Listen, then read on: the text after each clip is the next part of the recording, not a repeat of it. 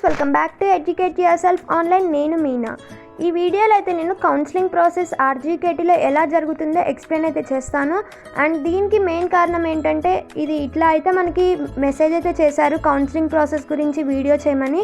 ఇలా ఇద్దరు అయితే మెసేజ్ చేశారు, కమెంట్ అయితే పెట్టారు. బట్ ఇలానే చాలామందికి అయితే డౌట్ ఉంటుందైతే అని నేను అనుకుంటున్నాను. సో అందుకని వాళ్ళందరి డౌట్స్ క్లియర్ చేయడానికైతే నేనైతే ఈ వీడియో చేస్తున్నాను అనమాట. అండ్ ఈ వీడియో చూసాక మీకు కౌన్సిలింగ్ ప్రాసెస్ మీద ఒక ఐడియా అయితే వచ్చేస్తుంది. అండ్ దీనికంటే ముందు మా ఛానల్ని అయితే సబ్స్క్రైబ్ చేసుకోండి. ఇంకా ఎవరైనా వీడియో చూస్తున్న వాళ్ళు సబ్స్క్రైబ్ చేయకపోతే. నేనైతే మీ అందరి కోసం ఆర్జీకేటీ బాసర్ మీరు చాలామందికి డౌట్స్ అయితే ఉంటాయి. అది స్టడీ ఎలా ఉంటుంది, డిఫరెన్స్ అన్ని చాలా డౌట్స్ అయితే ఉంటాయి. అండ్ డౌట్స్ క్లియర్ చేయడానికి లైవ్ చేద్దాం అనుకున్నా కానీ మనకి లైవ్ పర్మిషన్ లేదు కాబట్టి సో 1K అయ్యాకైతే లైవ్ చేస్తాను ఆర్జీకేటీ బాసర్ క్లియరెన్స్ డౌట్స్ మీదైతే. అండ్ లాస్ట్ వీడియోలో అయితే నేను డిఫరెన్స్ ఆర్జీకేటీకి బయట ఉన్న నార్మల్ కాలేజెస్ ఉంటాయి కదా, ఎంపీసీ కాలేజెస్, వాటికి ఆర్జీకేటీలో ఉన్న స్టడీకి డిఫరెన్స్ ఏంటి, అండ్ ఆర్జీకేటీలో స్టడీ ఎలా ఉంటుంది, మొత్తం క్యాంపస్ అయితే అది ఎలా ఉంటుంది, సో మొత్తం కూడా వీడియోలో అయితే ఎక్స్ప్లెయిన్ చేశాను. ఆ వీడియో ఇంకా ఎవరైనా చూడని వాళ్ళు ఉంటే వెంటనే అయితే కింద డిస్క్రిప్షన్లో అయితే లింక్ ఇస్తాను, వెంటనే మీరు వెళ్ళైతే చూసుకోవచ్చు అనమాట. అండ్ ఈ వీడియోలో అయితే నేను కౌన్సిలింగ్ ప్రాసెస్ ఎలా జరిగిందో అయితే ఎక్స్ప్లెయిన్ చేస్తాను. అండ్ ఫస్ట్ ఒక్కొక్కరికి ఒక్కొక్క డేట్ అయితే ఇస్తారు కదా, అది ఫేజ్ 1 లిస్ట్ వాళ్ళకైతే ఒక రోజు ఇస్తారు, అండ్ ఫేజ్ 2 లిస్ట్ వాళ్ళకి ఒక రోజు ఇస్తారు, అండ్ గ్లోబల్ కేటగిరీ వాళ్ళకి ఒక రోజు రమ్మని చెప్తారు. ఇలా సపరేట్ డేట్స్ రోజు అయితే రమ్మని చెప్తారు. ఆల్రెడీ ఫేజ్ 1 వాళ్ళది అయితే అయిపోయింది, అండ్ గ్లోబల్ది కూడా అయిపోయింది అనుకుంటాను. అండ్ వీళ్ళు ఎలా జరుగుతుందంటే అందరినైతే మార్నింగ్ 9 కల్లా అయితే అక్కడ షార్ప్ 9 కల్లా అయితే అక్కడ ఉండమని అయితే అంటారు. అండ్ ఈ 9 కల్లా ఉంటే అండ్ కరెక్ట్గా షార్ప్ 9:30కి అయితే కౌన్సిలింగ్ స్టార్ట్ అవుతుంది అనమాట. ఈ 9:30కి కౌన్సిలింగ్ స్టార్ట్ అవుతుంది. అండ్ అక్కడికి అండ్ షార్ప్ 9:30కి అయితే కౌన్సిలింగ్ స్టార్ట్ అవుతుంది అనమాట. లోపలికి మనము కాలేజ్ లోపలికి వెళ్ళే కంటే ముందే ఒక పేపర్ అయితే వాల్ మీద అయితే స్టిక్ చేసి అయితే ఉంటాయి అన్నమాట. ఆ ఆ పేపర్లో ఏముంటుందంటే ఆ రోజు వచ్చే కౌన్సిలింగ్కి వచ్చే నేమ్స్ అందరి కూడా ఆ పేపర్లో అయితే ఉంటాయి. అండ్ అందులో మన నేమ్ ఎక్కడుందో చెక్ చేసుకొని అండ్ ఆ నేమ్కి ఒక రూమ్ నెంబర్ అయితే అలాట్ చేస్తారు. ఆ రూమ్ నెంబర్కి అయితే వెళ్ళాలన్నమాట. అండ్ ఈ రూమ్ నెంబర్కి వెళ్ళేటప్పుడు మనతో పాటు కాలేజ్లో ఓన్లీ 1 మెంబర్ మాత్రమే మనతో పాటు అయితే రావాల్సి ఉంటుంది. అండ్ ఈ 1 మెంబర్ అది ఐదర్ పేరెంట్ ఆర్ పేరెంట్స్లో ఎవరైనా మదర్ అయినా ఫాదర్ అయినా లేదంటే సిస్టర్ ఆర్ బ్రదర్ ఎవరైనా ఒక్కరు మాత్రమే మనతో పాటు కాలేజ్లోకి ఎంట్రీ ఉంటుందన్నమాట. అండ్ ఇలా ఇది గ్లోబల్ కేటగిరీకైనా నార్మల్ స్టూడెంట్స్ అంటే ఫ్రీ సీట్ స్టూడెంట్స్ ఉంటారు కదా, ఫ్రీ సీట్కైనా గ్లోబల్కైనా ఎవరికైనా కూడా ఇలానే అయితే కౌన్సిలింగ్ జరుగుతుంది. అండ్ అలా మనతో పాటు ఎవరైనా ఒక పేరెంట్ అయితే మనతో అయితే వస్తారు. అండ్ వెళ్ళాక ఒక రూమ్ నెంబర్ అయితే అలాట్ చేస్తారనమాట. ఒక రూమ్కి అయితే అలాట్ చేస్తారు. ఆ రూమ్లోకి వెళ్ళాక అందరైతే చాలామంది అయితే అక్కడికి వస్తారనమాట. అండ్ కొంచెం ఒక 10 to 15 మినిట్స్ అయిపోయాక అందరైతే అలా వెళ్ళి కూర్చున్న తర్వాత ఒక 4-5 సార్స్ అయితే వస్తారు. 4 to 5 సార్స్ ఆర్ 5 to 6 ఎంతో మ్యాక్సిమం ఒక సార్స్ అయితే వస్తారు. 4 to 5 సార్స్ వచ్చి అసలు ఆర్జీకేటీ ఎలా ఉంటుంది దాని టోటల్ క్లియరెన్స్ అయితే ఎక్స్ప్లెయిన్ చేస్తారనమాట. ఆర్జీకేటీలో స్టడీ ఎలా ఉంటుంది. అండ్ మనము ఆల్రెడీ నేను ఒక లాస్ట్ వీడియోలో చెప్పాను, ఆర్జీకేటీలో జాయిన్ అయ్యాక మీరు PUC 1 అండ్ PUC 2 అని ఉంటాయని చెప్పాను కదా, దాన్నే బయట inter first year and inter second year అంటారని.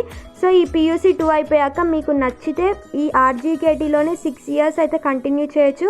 ఆర్ఎల్స్ మీకు వద్దు అనుకుంటే మాత్రం ఈ PUC 1, 2 అయిపోయాక మీరైతే JEE mains or JEE advance అట్లా బయట ఎగ్జామ్స్ ఉంటాయి కదా, ఆర్ఎల్స్ మీరు బయట ప్రైవేట్ కాలేజెస్ ఎక్కడైనా ఈ 2 years చదివాక మాత్రం ఈ మిగతా 4 years బీటెక్ మీరు ఇందులో అయినా చదవచ్చు, లేదంటే బయట కాలేజెస్కైనా వెళ్ళొచ్చు అనమాట. అలా అయితే మీకు ఆప్షన్ ఉంటుంది.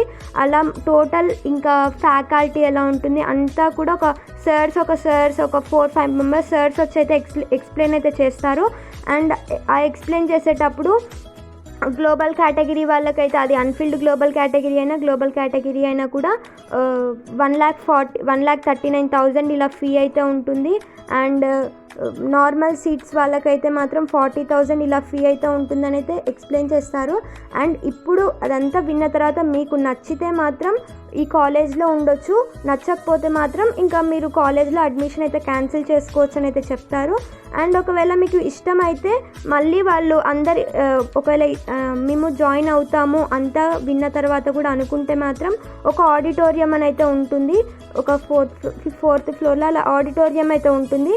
అందరినీ మేము జాయిన్ అవుతాము ఆర్జీకేటీలో అనుకున్న వాళ్ళని మాత్రం ఈ ఆడిటోరియంలోకి అయితే పంపిస్తారనమాట. అండ్ ఒకవేళ మాకు వద్దు, ఫీజు ఎక్కువ అవుతుంది ఇలా ఏమైనా అనుకుంటారు కదా, అక్కడికి వెళ్ళాక కూడా కొంతమంది వద్దని చేంజ్ చేసుకుంటారు కదా ఒపీనియన్, అలా అనుకునే వాళ్ళు మాత్రం ఇంకా ఇంటికి వెళ్ళిపోవచ్చు అనమాట. ఒకవేళ మాకు కావాలి అనుకునే వాళ్ళు మాత్రం ఇట్లా ఆడిటోరియంలోకి అయితే వెళ్ళమని చెప్తారు. ఆ ఆడిటోరియంలోకి వెళ్ళాక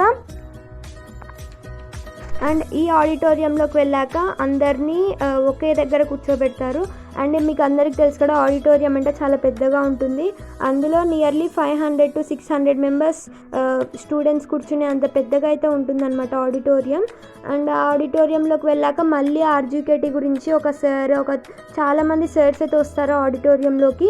అండ్ ఒక సార్ స్టేజ్ మీదకి వెళ్ళి ఎక్స్ప్లెయిన్ చేస్తారనమాట, ఇట్లా ఆర్జీకేటీ ఇలా ఉంటుంది అలా ఉంటుందని ఎక్స్ప్లెయిన్ చేస్తారు. అండ్ ఎక్స్ప్లెయిన్ చేశాక ప్రతి ఒక్క స్టూడెంట్కి కొన్ని పేపర్స్ అయితే ఇస్తారు. అందులో ఒక 4-5 పేపర్స్ అయితే ఉంటాయి. అండ్ ఈ పేపర్స్ ఇచ్చాక మనల్ని ఫిల్ చేయమని అయితే చెప్తారనమాట. ఈ పేపర్స్ ఒక 4-5 పేపర్స్ ఇస్తారు, ప్రతి ఒక్క స్టూడెంట్కి అయితే ఇస్తారు, కౌన్సిలింగ్కి అటెండ్ అయిన స్టూడెంట్స్ అందరికీ. ఆ పేపర్స్ని మనల్ని అయితే ఫిల్ చేయమని అయితే అంటారు. అండ్ ఫిల్ చేసేటప్పుడు కూడా ఒక సార్ స్టేజ్ మీద ఉండి మైక్లో అందరికైతే ఎక్స్ప్లెయిన్ చేస్తారనమాట, మనం ఏమేమి ఫిల్ చేయాలి అనేది, మనం ఎట్లా రాయాలనేది. అండ్ తర్వాత అక్కడ అటెండెన్స్ కూడా తీసుకుంటారు.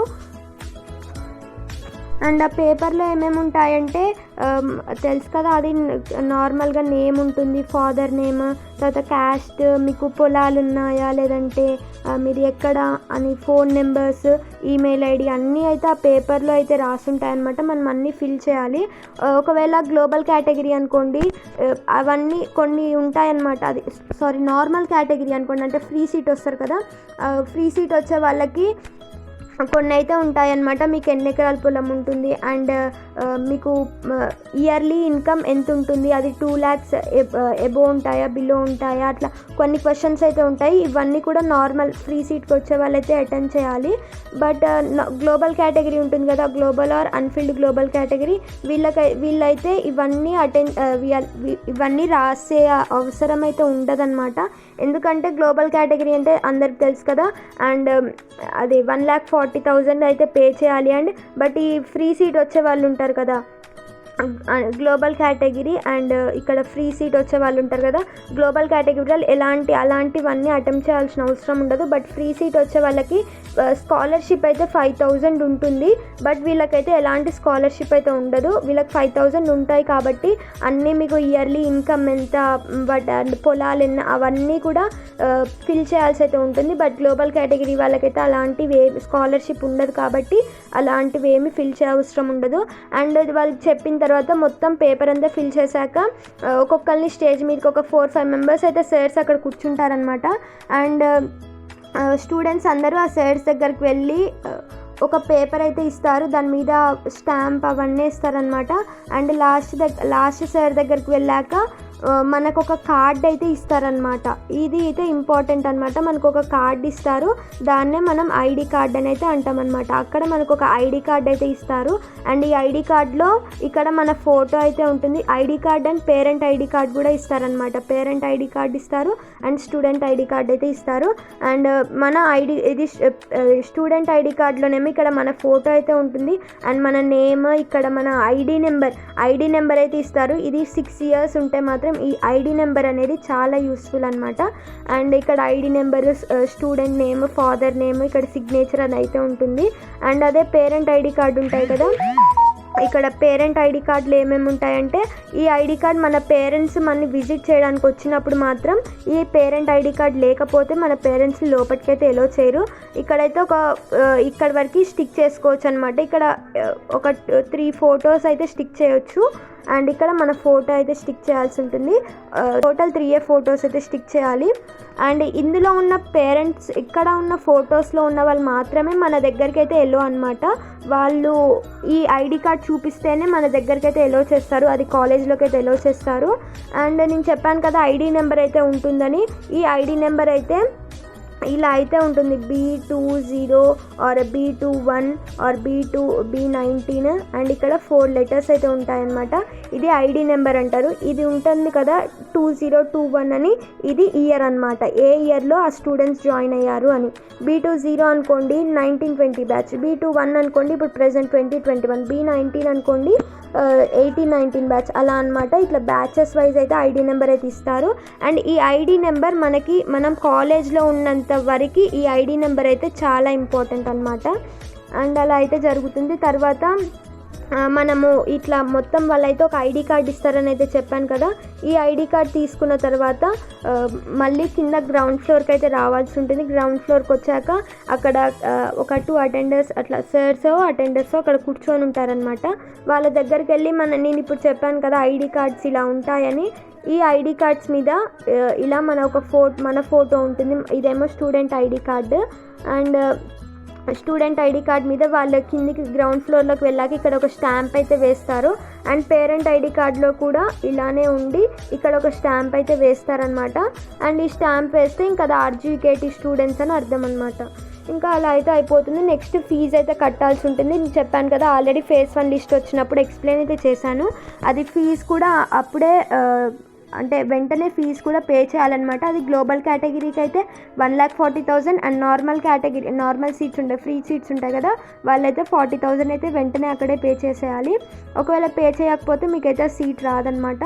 అండ్ ఫీ పే చేయడానికి అక్కడ ఒక బ్యాంక్ అది కూడా ఉంటుంది, బ్యాంకు కూడా ఉంటుంది, అది SBI అట్లా బ్యాంక్స్ కూడా ఉంటాయన్నమాట కాలేజ్లోనే. అండ్ ఈ బ్యాంక్ దగ్గరికి వెళ్ళైతే మీరైతే పే చేయాల్సి ఉంటుంది కంపల్సరీగా. మీరు 1 రూపీ అట్లా తర్వాత పే చేస్తాము, 40,000 ఇప్పుడు పే చేసి తర్వాత 50,000 తర్వాత పే చేస్తామంటే మాత్రం వాళ్ళు అస్సలు ఒప్పుకోరు. కంపల్సరీగా గ్లోబల్ కేటగిరీ వాళ్ళు 1,40,000 అండ్ నార్మల్ కేటగిరీ వాళ్ళైతే 40,000 అయితే కంపల్సరీగా పే చేయాల్సి అయితే ఉంటుంది. అండ్ ఇంకా మీరు ఆ పే చేశాక మీకు కొన్ని రిసిప్ట్స్ అయితే ఇస్తారనమాట. ఇంకా రిసిప్ట్స్ ఇచ్చాక ఇంకా వాళ్ళు ఆ స్టాంప్ వేసాక ఇంకా మీది అయిపోయినట్టు, మీ కౌన్సిలింగ్ ప్రాసెస్ అయితే అయిపోతుంది. And successfully your counselling process will be completed. తర్వాత ఇంకా మీరు అక్కడ ఫుడ్ కూడా ప్రొవైడ్ చేస్తారనమాట. ఫుడ్ కూడా ప్రొవైడ్ చేస్తారు. అండ్ ఇంకా కౌన్సిలింగ్ ప్రాసెస్ అయిపోయాక మీరైతే ఇంటికి వెళ్ళిపోవచ్చు అనమాట. ఇదండి ఈరోజు వీడియోలో అయితే నేను RGKT కౌన్సిలింగ్ ప్రాసెస్ గురించి అయితే ఎక్స్ప్లెయిన్ చేశాను. అండ్ ఇంకా ఎవరికైనా వీడియో చూశాక కూడా ఇంకా ఏమైనా డౌట్స్ ఉంటే మాత్రం కింద కమెంట్ సెక్షన్లో అయితే పోస్ట్ చేయండి.